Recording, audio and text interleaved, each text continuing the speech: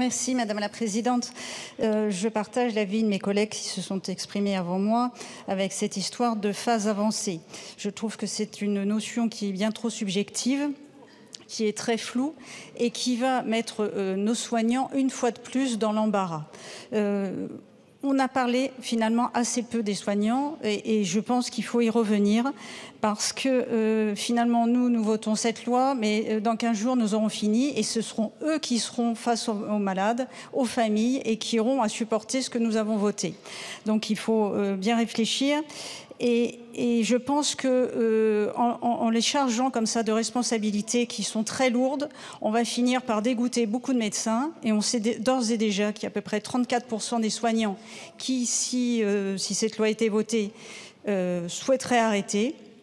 Donc je pense que ça aussi, il faut en tenir compte.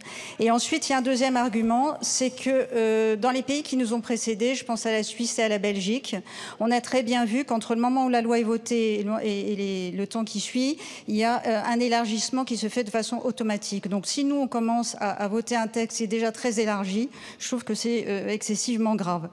Voilà, donc essentiellement. Et donc cet amendement vise à restreindre l'aide à mourir. Je vous remercie. Je vous remercie.